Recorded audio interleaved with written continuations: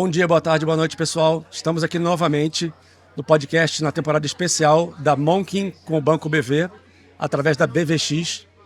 E novamente aqui no novo cenário, né? Ontem a gente estava no rooftop do barco, hoje a gente está aqui na parte executiva. E eu tenho um convidado que eu posso chamar de amigo, um cara bastante próximo, que é o Luiz Felipe Carvalho. Ele é o CEO da Aevo. Vamos contar daqui a pouquinho, a maioria de vocês já deve conhecer a Aevo, mas eu queria que o Luiz Felipe se apresentasse. Muito bem-vindo, obrigado por aceitar nosso convite. E nada melhor do que a gente mesmo para falar da gente mesmo, né? Então, se apresenta, por favor. Bom, obrigado, Terra. Prazer estar aqui com você, obrigado pelo convite. Eu sou Luiz Felipe Carvalho, eu sou fundador e CEO na Aevo. A Aevo é uma empresa de software de gestão de inovação. A gente tem uma solução completa de ponta a ponta. Vai desde a estratégia de inovação até o portfólio de iniciativas de inovação, passando por intraempreendedorismo e inovação aberta. Então a gente ajuda empresas que querem profissionalizar a sua gestão de inovação e ter um funil de inovação de fato na mão, com indicadores claros. Legal. A gente estava conversando antes aqui, nessas andanças que eu tenho pelo mercado, e são poucos anos, mas muitas empresas, eu tenho percebido. Primeira coisa, as áreas de inovação aberta, inovação corporativa, são áreas, de certa forma, novas. Eu digo que de 3 a 5 anos, acho que a mais antiga é a Ambev, que tem de 6 a 7, e a TIM, que tem um pouco mais de 10. E os executivos são executivos que são talentos, que são pescados dentro das empresas para tocar as áreas de inovação pelo potencial que tem. Só que são áreas que precisam, de certa forma, se estruturar de uma forma organizada e precisam ao longo do tempo se provarem. O que eu venho vendo que eu vejo da Aevo é assim, vanguarda primeiro, que vocês enxergaram isso acho que antes de todo mundo. E vocês têm um método muito interessante para construir do zero e gerenciar essas áreas de inovação. Conta um pouquinho como é que surgiu a ideia da Aevo, por favor, e como você enxerga essa visão que eu estou colocando para você. Cara, não é isso mesmo. Assim, tem um amigo que fala, inclusive, que não tem executivo de inovação aposentado, né? É um cargo relativamente novo. E a gente começou em 2017, mas a nossa história vinha um pouco de mais tempo já. A gente começou a Aevo mesmo como empresa em 2007. De 2007 até 2016, nós éramos uma fábrica de software. Então a gente desenvolvia software para os nossos clientes. A gente era uma empresa de tecnologia, eu sou formado em computação. E aí, lá para 2014, 15, 16, a gente começou a ser convidado para projetos, a gente trabalhava muito para a área industrial, para projetos de programas de ideias. Eram aqueles programas que envolvem os colaboradores a participarem mais da inovação, a trazerem ideias e trazerem coisas que podem ser diferentes e trazer valor para a empresa. A gente fez para uma empresa chamada Veracel, uma empresa de celulose do sul da Bahia. Depois a gente foi chamado para a mesma coisa, para uma outra indústria, e a gente percebeu, cara, tem um negócio aí. E inovação era algo que estava crescente, né? Então a gente via falar cada vez mais de inovação e a gente decidiu criar um produto, que aí nasceu a Aevo, que é hoje como ela está, com base nesse software de gestão de inovação. Na época, e aí confirmando o que você trouxe, a maior parte dos nossos clientes, quem a gente abordava, nem era área de inovação, as empresas não tinham área de inovação. Verdade. A gente via ali, a gente conversava com a área de RH, com a área de marketing, que fazia alguém ali que tinha mais vontade ou mais aderência àquele tema e ele puxava a inovação na empresa. Com o tempo, hoje, a maioria esmagadora dos clientes que estão conosco são áreas de inovação. Então, eu acho que a gente tem um pouco de sorte também de ter entrado na hora certa, no momento em que a inovação começou a correr e fazer sentido para todas as empresas. Legal. Tem algum caso que você possa contar para a gente de algum cliente que vocês tenham entrado no começo e que ao longo do tempo a área foi crescendo junto com a metodologia de vocês? Poxa, tem vários. Tem um cliente que é bem especial para nós, que é a TimeNow. A TimeNow é uma empresa que talvez muitos não conheçam, mas ela faz um trabalho fantástico em inovação. Eles são uma empresa de consultoria e engenharia industrial, são uma empresa de 2.000 colaboradores e num setor super tradicional. Então eles fazem planejamento, fiscalização de grandes obras industriais. Então tem time que faz lá, que está no campo com os clientes nas grandes indústrias. Cara, setor super tradicional, dentro de um setor super tradicional. Sim. Então, assim, inovação quase não se falava, era lá fazer bem o serviço, qualidade total, melhoria contínua, era o que eles trabalhavam. E aí eles começaram um projeto de trazer inovação, né? E aí no começo, a gente tinha até, e a história deles se mistura muito com a nossa, a gente só tinha um módulo de programa de ideias, que é um módulo que trabalha cultura. Talvez seja um grande primeiro passo das empresas, porque é muito difícil você dar grandes saltos de inovação numa empresa que não tem cultura de inovação. Então eles começaram por ali, primeiro ano, trazendo os colaboradores para participarem, para dar ideia, para se exporem. Tem um espaço ali que o colaborador às vezes não tem um certo receio de se colocar. Segundo ano eles melhoraram a qualidade daquilo, eles começaram um programa de inovação aberta, a gente teve também um módulo para isso. Então a gente começa a ajudar eles também nesse relacionamento com startups, projetos maiores. Eles começam a fazer spin-offs do que eles estão trabalhando. Então, uma empresa de consultoria de engenharia industrial, eles começaram a ir para engenharia também civil, construções de obras para incorporadoras, fazendo a gestão desse projeto. E a gente começou também com um módulo de projetos de inovação. Depois a gente foi para a estratégia, eles também.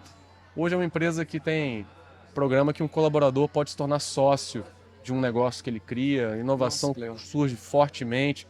Ela é, no ranking da 100 Open Startups, ela é primeiro lugar na categoria de serviços profissionais. Ranking que tem Deloitte, UI, grandes players do mercado, super inovadores, os caras estão em primeiro. Então é uma empresa que cresceu muito em inovação, gera muito resultado. E nos últimos 5 anos, para mostrar que a inovação traz resultado, os caras cresceram 4 vezes. Uma empresa assim, que voou, cresceu muito nos últimos 5 anos. E assim, não dá para cravar isso, mas cara, a inovação teve um papel fundamental para esse crescimento deles. É engraçado você falar, tem muita empresa que já opera há muito tempo, em mercados tradicionais, como você falou, mas que acham que inovação é uma coisa complexa. Putz, eu não vou entrar nessa porque a partir disso eu vou ter que mudar a cultura da empresa, como você falou, e pode ser que tenha uma resistência ou que demore. Quando você tem a metodologia, as coisas facilitam muito, né? Mas eu fico com uma dúvida como empreendedor também, né? Qual é a grande barreira de entrada que você tem hoje para romper, para trazer novos clientes? Para trazer novos clientes? Dentro desse contexto de que muitas vezes a cultura de inovação ainda não está incutido dentro dos executivos ou dos donos, né? Eu acho que está aí a grande barreira, né? Primeiro, a inovação, ela precisa permear toda a empresa, então sob essa ótica ela é bottom-up. Mas, cara, e eu olho muito pro bottom-up, mas não tem outro jeito, ela tem que começar top-down. O executivo que está lá na cadeira lá de cima precisa estar comprado, ele precisa patrocinar, porque é como você bem falou, tem uma mudança cultural envolvida. Ela não vem da noite para o dia, ela tem um processo, é algo que acontece não em dias, nem em semanas, nem em meses, mas em anos. Uma evolução que acontece que, comprovadamente, a gente vê vários casos de sucesso, traz muito valor para as organizações, trabalha a perenidade, mas se não tiver um executivo que patrocina, e coloca de fato recurso, acredita, faz aquilo acontecer, essa virada dificilmente acontece. Então o que a gente vê, em muitos casos, é dificuldade de entrar numa empresa que não tem patrocínio executivo, e diria até além, às vezes você até entra por um herói que está na ponta ali, que busca e faz acontecer, mas aquilo, se não traz um resultado de curtíssimo prazo, acaba a empresa matando aquela iniciativa. Então, bom ponto que você falou agora. Os KPIs das áreas de inovação também é uma coisa que eu vejo muito pouco na gestão dos projetos, na gestão das áreas. Como é que o software da Evo ajuda a definir isso, né? Porque é uma coisa rara que hoje o mercado está buscando resultado a curto prazo para provar que as áreas de inovação valem a pena. Aí tem um dilema, né, de se a área de inovação é para olhar o futuro e trazer receita no futuro, mas hoje, com o imediatismo do mercado, acaba sendo cobrado hoje. Então, como é que os KPIs do software podem ajudar e como funciona isso? Não, excelente pergunta. Assim, inovação é uma palavra que é usada para coisas diferentes, inclusive, né? Então, ela sim pode ser algo mais para longo prazo, olhando para um novo negócio, algo que vai manter a empresa existindo daqui a 50 anos, mas ela precisa também trazer resultados no curto prazo. Então, se fala muito da ambidestria, né? Sim. A empresa tem que ser capaz, sim, na minha visão, de trazer resultado prazo mais curto, enquanto combina também criação de valor no futuro. Também não adianta você ficar muito bom no que você faz hoje se o que você faz hoje se tornar relevante para o mercado. Com certeza. Né? Então, como que a gente ajuda nisso? Né? De todas as formas possíveis, eu diria assim. Né? Quando você está falando de inovações que vão ser maiores, aquelas que você vai começar a ter resultado em anos, mas que são super importantes para você se manter perene, a gente olha muito ali para aqueles indicadores de validação.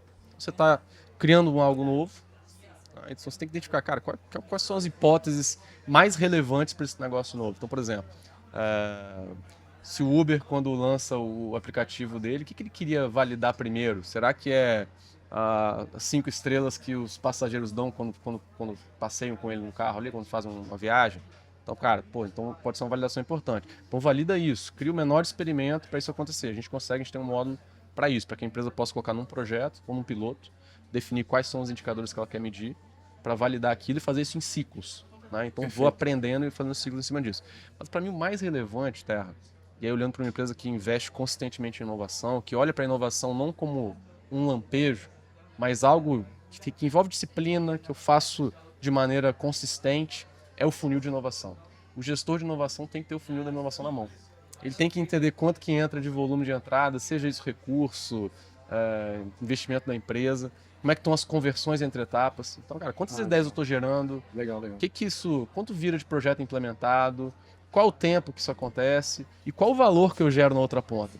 Porque no final das contas, o executivo vai perguntar para a pessoa de inovação. O CEO vai perguntar, cara, e aí? Qual o resultado que você está me dando? Sim. Eu coloquei 10 milhões, está voltando quanto no final? Muitos dos nossos clientes têm isso na mão.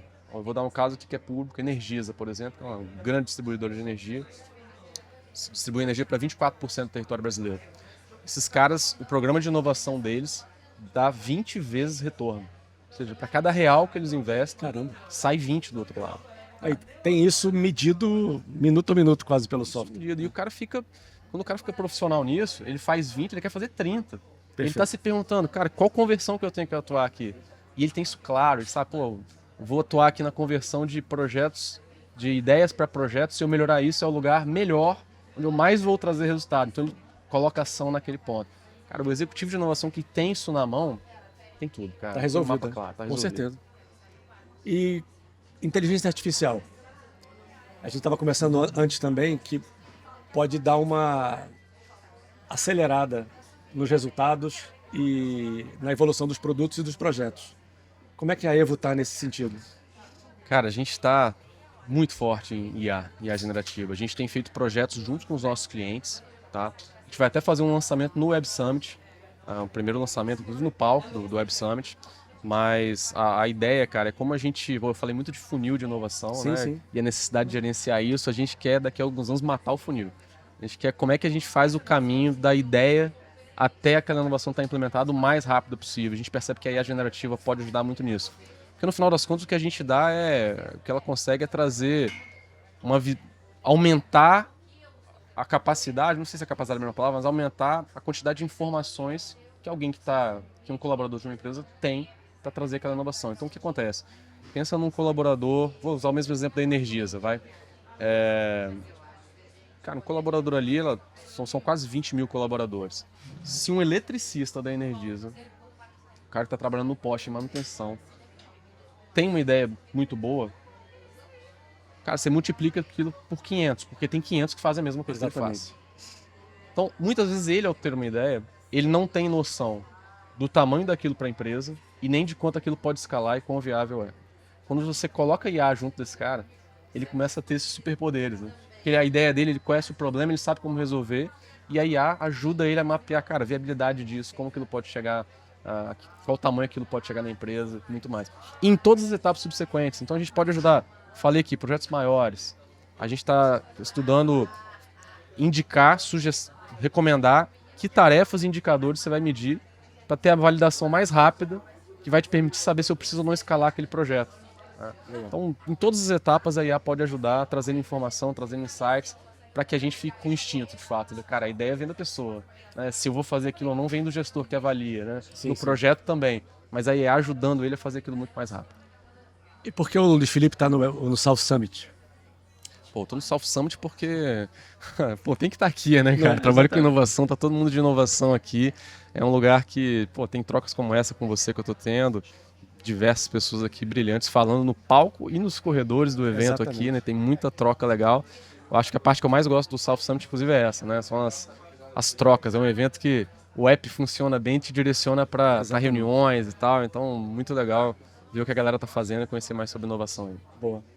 Só para finalizar aqui as perguntas, ou as notícias, ou as novidades, uma das coisas mais importantes para você estabelecer a relevância de qualquer tipo de coisa no mercado é você dar palco e premiar, de certa forma, os grandes cases para todo mundo ficar sabendo o que acontece. Tem uma iniciativa muito legal de vocês, da Evo, e que vocês convidaram a gente esse ano para ser parceiros, a gente está muito orgulhoso disso, que é o prêmio de intraempreendedorismo. Então, quando você conta para o mercado o que as pessoas estão fazendo dentro das empresas para alavancar uma cultura nova e alavancar a empresa consequentemente, você dá palco para o mercado, não só para as pessoas. Como é que surgiu essa ideia? E se já tem alguma novidade para esse ano? Quando vai ser? Como é que vai ser? Cara, não, ótimo ponto. Mas parabéns, é uma iniciativa madura. Pô, legal. Obrigado mesmo. E obrigado por estar com a gente nesse ano. Ano passado vocês estavam lá também na cerimônia conosco. A gente foi assistir, agora estamos juntos. Estamos juntos. Maravilhoso. Né? O prêmio de Intra, o objetivo, o que a gente, o insight foi o seguinte, cara, já se premia as empresas mais inovadoras, premia as que mais fazem inovação aberta, os processos e tudo mais, mas quem está fazendo inovação não aparece. E muitas vezes nem o projeto aparece, né? Tem gente fazendo coisa fantástica com nossos clientes, em empresas que não estão conosco também. Então, assim, a gente quer dar voz a essa pessoa, quer dar palco, e a gente premia também o intraempreendedor. Claro que a gente premia a empresa. Então, a empresa que faz um belo trabalho de intraempreendedorismo tem que ser reconhecida, claro. Tem que aparecer, tem que contar o caso dela. Mas a gente premia também o empreendedor, o intraempreendedor. Aquele cara que está ali, que podia estar fazendo só o serviço dele, que está na descrição, mas não, ele vai além, ele inova, ele cria uma forma diferente. E o primeiro prêmio foi ano passado, né, em dezembro.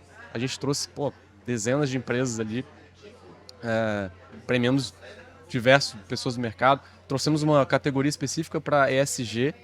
Cara, cada vez mais as áreas de inovação estão sendo responsáveis por projetos de descarbonização, de sustentabilidade, super relevantes aí para a empresa, né? E, cara, esse ano, em dezembro, junto com a Monk, que tem feito um belo trabalho com as áreas de inovação das grandes empresas aí, né? Acho que fazia sentido demais. Fico feliz demais de você ter aceitado conosco. Em dezembro vamos estar junto lá. Com certeza. No novo prêmio. O trabalho já começou. Isso aí. Né? Uma última pergunta que a gente sempre faz nos nossos episódios. Eu queria uma dica de vida sua. Alguma coisa que você aprendeu na sua vida que você... Se você encontrasse alguém hoje que você não conhece, que você quisesse dar alguma mensagem para ele, o que você falaria? Cara, de vida, para mim... Pode olhar ali, ó. Para lá, Bom, para mim, de vida, o que mais importante é o equilíbrio. Eu tenho 2 filhos e no começo da Evo não tinha ainda os 2 filhos, né? Montei a empresa antes de ser pai. E eu olhava só para trabalho. Eu trabalhava muito, acho que como todo empreendedor trabalha bastante, né? A gente rolava madrugada e tal. Isso é bom, faz bem também, é legal, tem o seu lado bacana, faz a empresa crescer, mas não é só isso, né? Então, depois que eu tive filhos e, cara, poder criar e estar próximo é muito importante também e traz coisas boas para os negócios. Você tem uma visão diferente sobre liderança, você lida com pessoas de maneira diferente. Então, assim, para mim, equilíbrio é tudo. Eu acho que tem o lado da empresa, faz crescer, trabalha bastante quando precisar, mas dá valor também à família, a esporte, a lazer, a espiritualidade. Isso tudo vai fazer muita diferença, porque no final das contas a gente vive só uma vez, né, Té? É isso aí. Então é isso aí. Bom, Luiz Felipe, muito obrigado. A gente nunca tinha parado para ter um papo como esse, né? Mas vamos repetir mais vezes. Foi um prazer ter você aqui. Muito bom acompanhar e participar agora da história da Evo. É uma empresa que dá muito orgulho da gente estar próximo. E até a próxima. Pô, cara, obrigado pelo convite de novo. Um prazer estar aqui com você e prazer ser parceiro de você. A gente tem muita coisa para fazer junto. Com certeza. Um abração, cara. Tudo de bom. Obrigado, pessoal. Até a próxima. Estamos aqui, só para lembrar vocês, dentro do South Summit Brasil, dentro do barco do Banco BV e da BVX, uma parceria inédita com a Monk para trazer o melhor conteúdo de inovação para vocês. Até a próxima, um abração.